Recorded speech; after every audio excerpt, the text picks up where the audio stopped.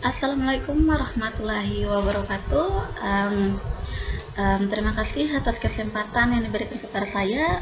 Pada kesempatan kali ini, saya akan membahas mengenai algoritma penjadwalan CPU untuk memenuhi tugas UTS saya atau ujian tengah semester pada mata kuliah sistem operasi. Baik, alangkah lebih baiknya juga saya memperkenalkan diri. Perkenalkan, nama saya Taliasti, NIM 200210500009 dari Prodi Teknik Komputer kelas A. Baik, kita lanjut pada pembahasan ya untuk mempersingkat waktu. Algoritma penjadwalan CPU. Pada algoritma penjadwalan CPU, program atau proses yang dieksekusi perlu dijadwalkan untuk diproses CPU-nya untuk mengurangi waktu tunggu atau idle time. Nah, pada algoritma penjadwalan CPU kali ini ada 4 algoritma yang akan saya bahas nantinya. Yang pertama ada First Come First Served Scheduling atau disingkat dengan FCFS. Yang kedua ada Shortest Job First Scheduler SJV. Nah, SJV ini terbagi atas dua, yaitu ada non-preemptive dan juga preemptive. Yang ketiga yaitu Priority Scheduling, dan yang keempat Round Robin Scheduling.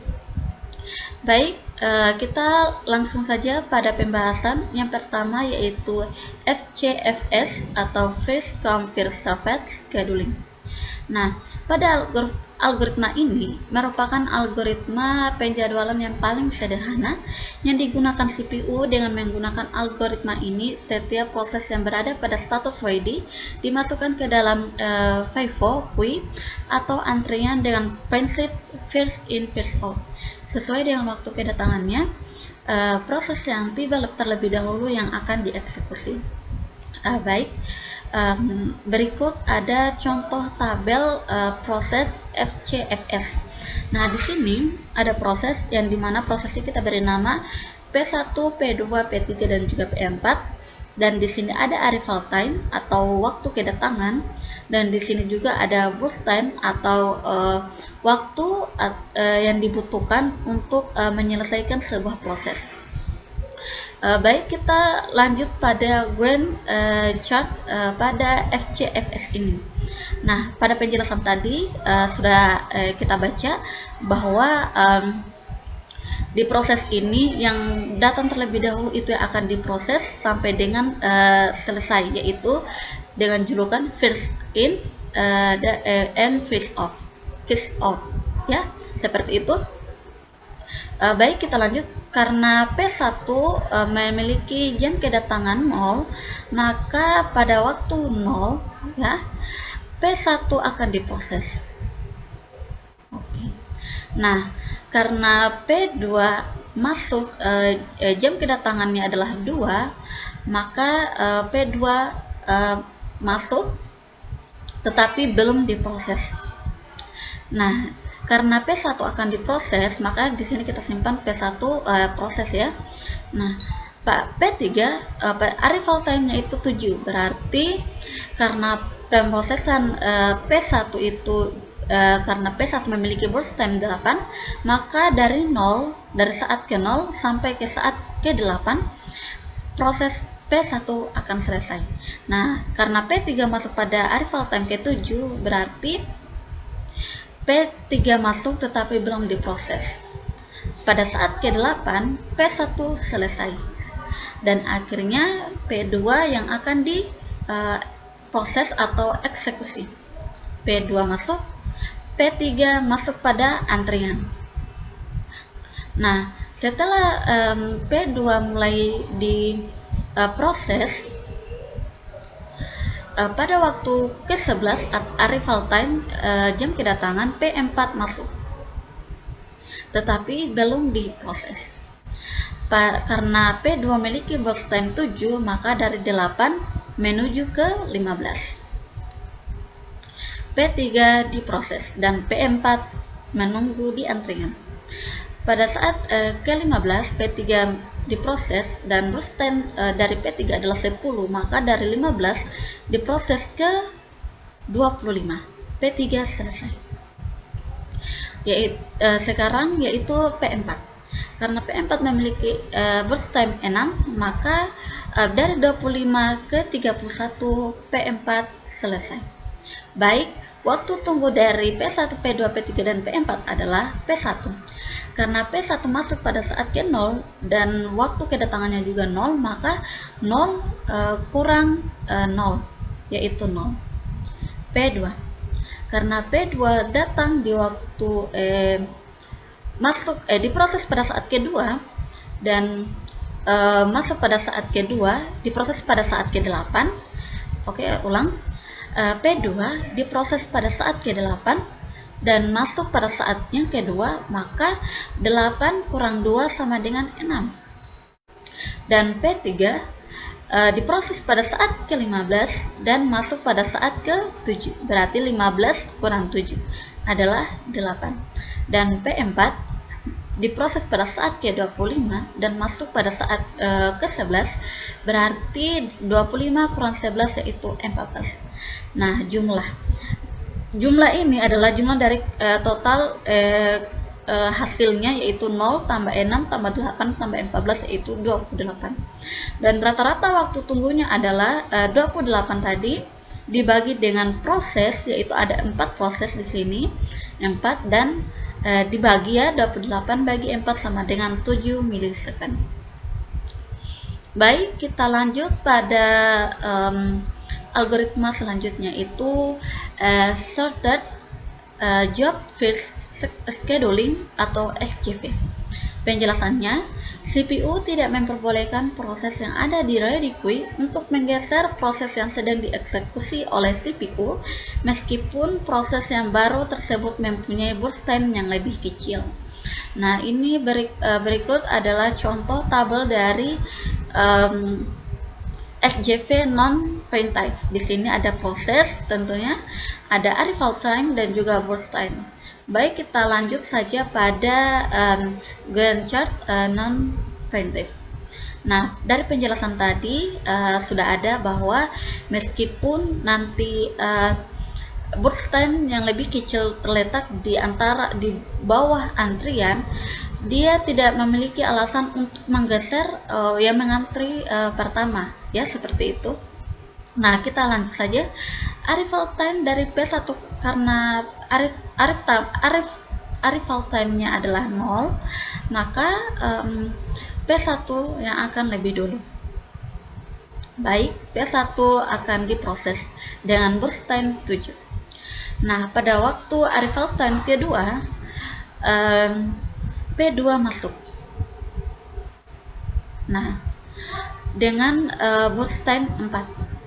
Pada saat keempat, P3 masuk karena dia memiliki arrival time atau jam kedatangannya itu 4, tetapi mereka ini belum diproses. Dan pada saat arrival time kelima, P4 masuk tetapi belum diproses dengan burst time 4, ya. Nah, karena P1 memiliki burst time 7, maka dia akan diproses dari saat 0 sampai dengan ke 7. P1 selesai. Nah, di sini P2 sudah mengantri dengan burst time 4, P3 dengan burst time 1, dan P4 dengan burst time 4. Karena kita melihat burst time terkecil adalah ada di P3, maka P3 dulu yang akan kita eksekusi. Baik, karena P3 memiliki burst time terkecil atau 1, maka prosesnya dari saat ke-7 sampai ke-8. P3 selesai. Nah, sekarang P2 dengan burst time 4 dan P4 dengan burst time 4, karena memiliki burst time yang sama, maka P2 yang akan dieksekusi terlebih dahulu karena dia terlebih dahulu mengantri. Nah, karena P2 memiliki burst time 4, berarti dengan burst time 4 akan diproses. Berarti pada saat ke-8 P2 akan diproses hingga ke saat ke-12. P2 diproses. Nah, sisa P4 dengan burst time 4. Maka P4 diproses dari saat 12 sampai dengan 16. P4 selesai diproses. Jadi kita hitung waktu tunggu dari P1, P2, P3 dan juga P4. P1. Karena P1 diproses pada saat ke-0 dan waktu kedatangan juga 0, maka 0 kurang 0 adalah 0. P2. P2 diproses pada saat ke-8 dan waktu kedatangannya adalah 2, maka 8 kurang 2 adalah 6. P3. P3 diproses pada saat ke-7 dan masuk pada saat ke-4, maka 7 kurang 4 sama dengan 3. P4 diproses pada saat ke-12 dan masuk pada saat ke-5. 12 kurang 5, 7. Jumlah 16 dan rata-rata waktu tunggu adalah 16 bagi 4 sama dengan 4 milisecond. Baik, kita lanjut pada SJV primitif. Baik, kita baca penjelasannya. Jika ada proses yang sedang dieksekusi oleh CPU dan terdapat proses di ready queue dengan burst time yang lebih kecil daripada proses yang sedang dieksekusi tersebut, maka proses yang sedang dieksekusi oleh CPU akan digantikan oleh proses yang berada di ready queue tersebut. Primitif SJV sering disebut juga dengan shortest remaining time phase scheduling. Baik, berikut adalah contoh tabel dari primitif. Ada proses, ada arrival time dan juga burst time. Kita langsung saja pada Gantt chartnya. Baik, di sini akan diproses terlebih dahulu itu adalah P1, tetapi tidak sampai habis karena masih ada burst time yang lebih kecil lagi di bawahnya. Apalagi P1 adalah proses yang burst time-nya cukup besar dari proses-proses lainnya. Maka pada saat ke-0 P1 diproses dengan burst time 7. P1 hanya diproses sampai saat ke-2. Pada saat ke-2 P2 masuk karena ini merupakan arrival time-nya. Ya, P2 masuk dan langsung diproses tetapi tidak sampai akhir, dan P1 masuk antrian. P1 burst time-nya sisa 5 karena dari 0 ke 2. Baik, P2 diproses sampai dengan ke 4. P2 menyisakan pada saat ke-4 P3 masuk dan langsung diproses.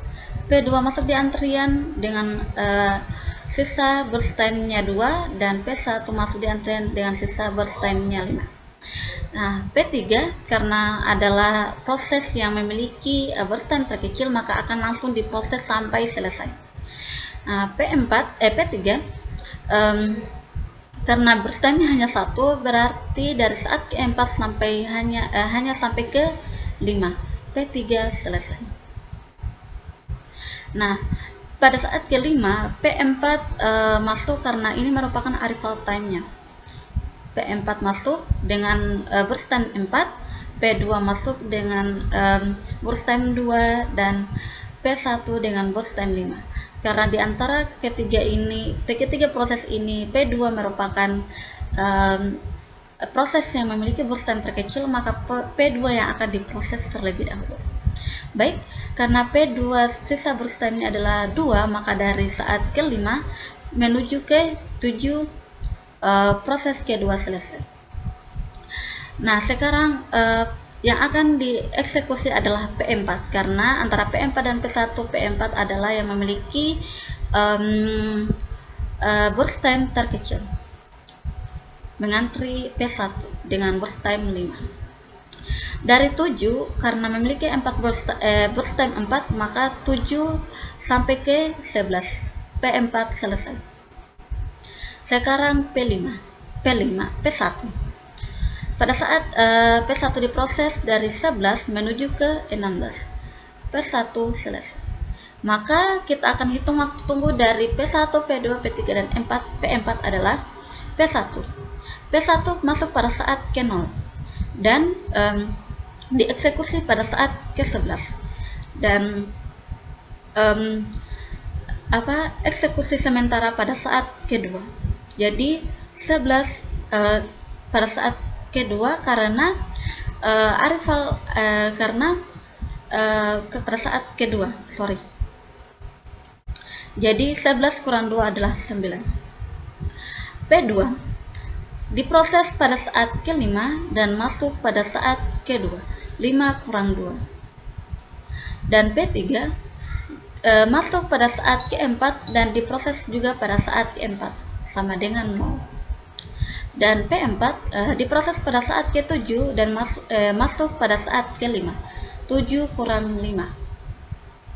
Baik, jumlah dari keseluruhannya adalah 14 dan rata-rata waktu tunggunya adalah 14 bagi 4 sama dengan 3,5 milisecond. Baik, lanjut pada priority scheduling. Penjelasannya, CPU dialokasikan untuk proses yang memiliki prioritas paling tinggi. Nilai integer terkecil biasanya merupakan prioritas terbesar. Jika beberapa proses memiliki prioritas yang sama, maka akan digunakan algoritma FCFS. Baik, berikut adalah contoh tabel dari priority scheduling.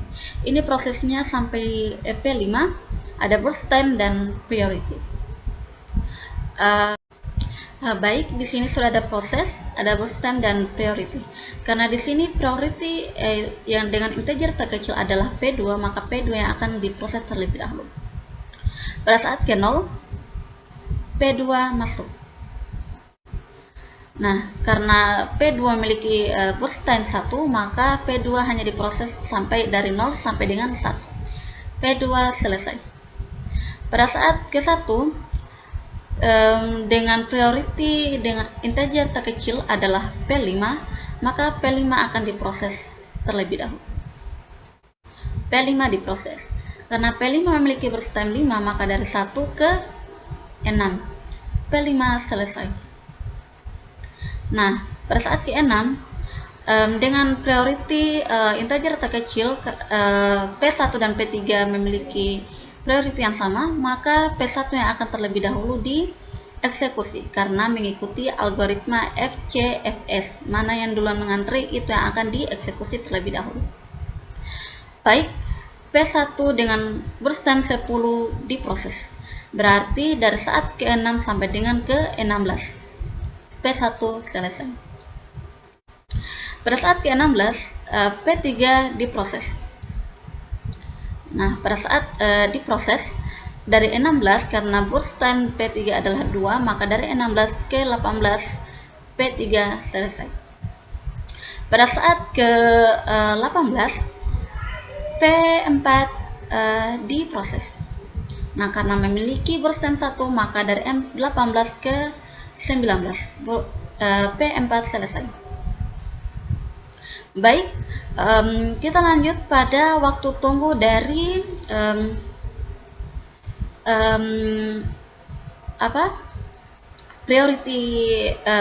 priority scheduling tadi.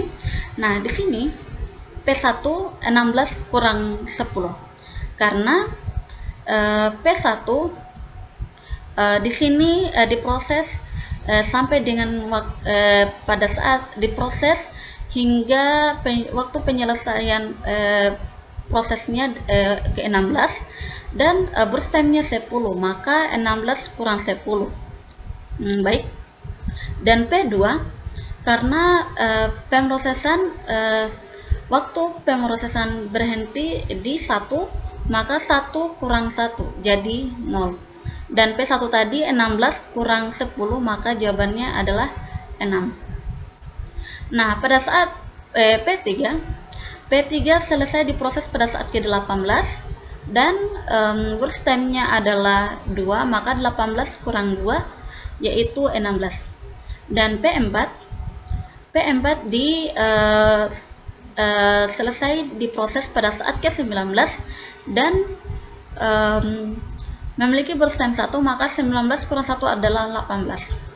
Nah, dan P5 selesai diproses pada saat ke-6 dan burst time-nya 5, maka 6 kurang 5 adalah 1. Baik, kita lihat waktu tunggunya ya, sama ya. P1 16 kurang 10 6, P2 1 kurang 1 adalah 0, P3 18 kurang 2 16, P4 19 kurang 1 18, P5 6 kurang 5 1. Dan jumlah keseluruhannya adalah 41, dan rata-rata waktu tunggunya adalah 41 bagi 5 sama dengan 8,2 milisecond. Baik, kita lanjut di algoritma yang terakhir yaitu round robin. Round robin merupakan salah satu penjadwalan proses di mana algoritma ini menggilir proses yang ada di antrian. Proses akan mendapatkan jatah sebesar time quantum. Jika time quantumnya habis atau proses sudah selesai, CPU akan dialokasikan ke proses berikutnya. Berikut contoh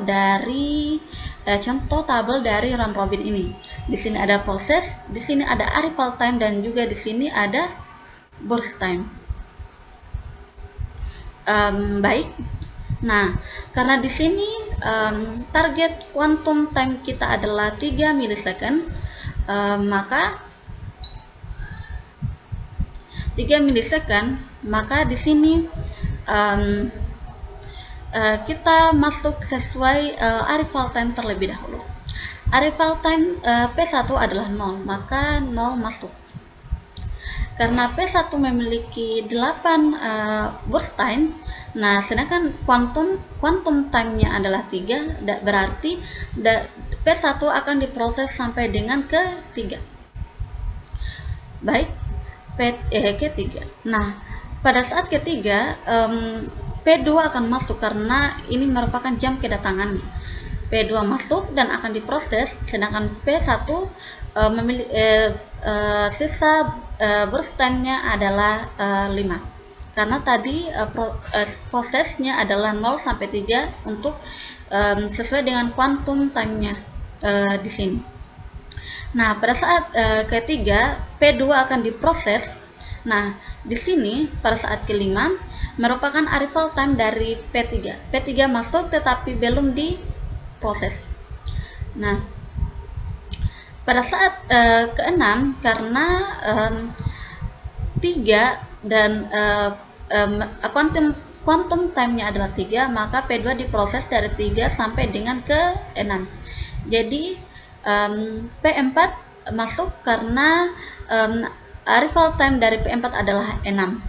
P4 masuk, P3 akan diproses ya, karena dia adalah proses yang ketiga, dan P2 menyisakan burst time sisa 2, dan P1 burst time-nya tinggal 5. Baik, P3. Karena P3 memiliki burst time tidak mencapai quantum time, maka dia hanya sampai dengan dari 6 sampai dengan 8 saja. P3 selesai. Maka di sini masuklah antrian P4, P2 dan juga P1. Karena P4 masuk terlebih dahulu, maka dia akan diproses. Nah, karena quantum time-nya 3, maka P4 akan diproses dari 8 sampai dengan ke-11. Baik, maka di situ P1 menyisakan 5 burst time-nya 5, P2 burst time-nya 2, dan P4 burst time-nya 3 karena dari 8 ke 11 tadi ya. Baik, sekarang kita proses eksekusi P1. Nah, karena P1 memiliki burst time 5, maka dari 11 saat quantum time-nya 3, maka 11 sampai ke 14. Nah, P1 menyisakan burst time-nya yaitu 2, dan P2 2, dan P4 3. Sekarang P2 yang akan kita eksekusi. P2 memiliki burst time 2 dan tidak mencapai quantum time-nya yaitu yang 3, maka P2 diproses hanya saat 14 sampai saja 16. P2 selesai dan selesai habis ya. Pada saat P1 dan P4 masuk, nah di sini karena P4 akan dieksekusi dan burst time-nya, jumlah burst time dengan quantum time-nya sama, maka ini adalah pengeksekusian terakhir untuk P4 dari 16 berarti sampai ke 19. Baik, nah P4 selesai, sisa P1. P1 memiliki burst time 2 sedangkan quantum time-nya adalah 3, maka hanya sampai dari 19 ke 21. P1 selesai. Oke, jadi kita tinggal menghitung dari waktu tunggu P1, P2, P3, P4. P1. Nah, di sini P1 waktu kedatangannya atau arrival time-nya adalah 0, maka ditambah dengan waktu pengeksekusian sementara, yaitu pada saat ke 11 ya. Pada saat ke 11 di sini dikurangkan dengan 3, jadi 11 kurang 3 ya, karena di sini hasil pengeksekusian ini sementara dan ini pengeksekusian yang sementara juga yang hasilnya ya. Nah, ditambah dengan pengeksekusian yang terakhir yaitu 19 dengan pengeksekusian sementara pada saat ke 14. Jadi 0 ditambah 11 kurang 3 ditambah 19 kurang 14. Coba kita lihat. Kita lihat waktu tunggunya ya sama ya, ke 13. Jumlahnya hasilnya 13. Dan P2, karena P2 waktu kedatangan atau arrival time-nya 3 dan langsung diproses pada saat ketiga, maka 3 kurang 3 ya. Dan proses selanjutnya adalah pada saat ke-14 dikurang dengan pada saat ke-6 ya, di sini pada saat ke-6 berarti 3 kurang 3 0 dan ditambah dengan 14 kurang 6 sama dengan 8. Coba kita lihat. Oke. Dan P3 hanya diproses dieksekusi satu kali saja. P3 masuk pada saat ke-5 tetapi diproses pada saat ke-6, maka 6 kurang 5 adalah 1 ya, sesuai ya tadi. Dan P4 yang terakhir adalah dieksekusi pada saat ke-8 dan masuk pada saat ke-6, berarti 8 kurang 6 ditambah dengan saat ke-16 dikurang dengan saat ke-11. Jadi 8 kurang 6 ditambah 16 kurang 11 adalah, kita lihat hasilnya. Oke, menunggu. Nah, di sini adalah 7. Jumlah keseluruhannya 29, maka rata-rata waktu tunggu 29 bagi 4 sama dengan 7,25 milisecond. Baik, itu saja penjelasan dari saya mengenai algoritma, keempat algoritma tadi. Kurang dan lebihnya mohon dimaafkan. Assalamualaikum warahmatullahi wabarakatuh.